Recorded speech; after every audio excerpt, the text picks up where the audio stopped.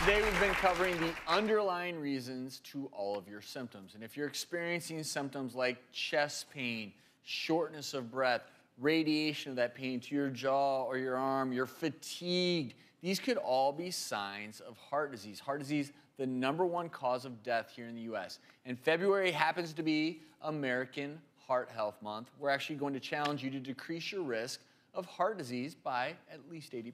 Oh, that's good. And you can start by taking control of those risk factors that increase your chances of heart disease, like smoking, obesity, or a diet rich in saturated fats, high cholesterol. Because decreasing those things can not only increase your lifespan, but decrease your risk of a heart attack. So don't smoke. A smoker's risk of developing heart disease, 2 to 4 times that of a non-smoker.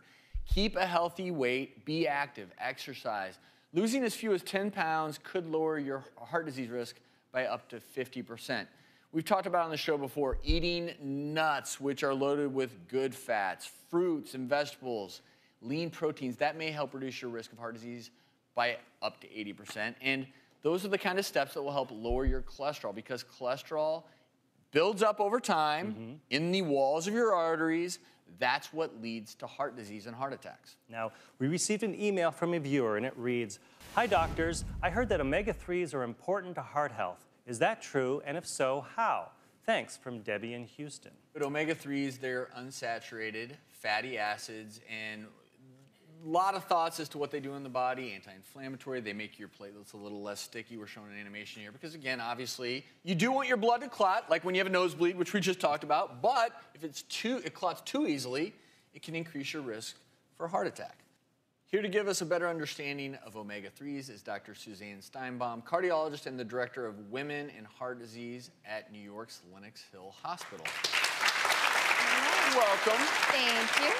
But let's talk about diet, because diet is a big part of being heart healthy. And part of a heart healthy diet is actually incorporating omega-3s in your diet. And you could get them in salmon, you could get them in walnuts, but a lot of times it's important to take a supplement every day. And that's one of the things that I recommend to my patients, is actually to take an omega-3 supplement every day. The way that it's made is with a phospholipid outer layer. And that's very similar to the cells inside the body, so it's very, very easy to digest. A lot of times you'll hear people say with fish oil they have burping, it's difficult, they can't take it, it makes them gassy.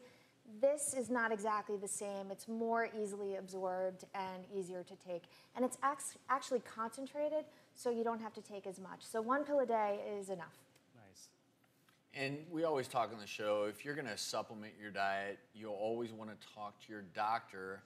And there's a reason for that. If you have things like bleeding disorders, allergies, any other risks with these supplements? I mean, it can increase your chances of bleeding and bruising, because it slows down your blood clotting. And like you mentioned, it can interact with other medications, other supplements. So, just make sure your doctor knows whatever you're taking.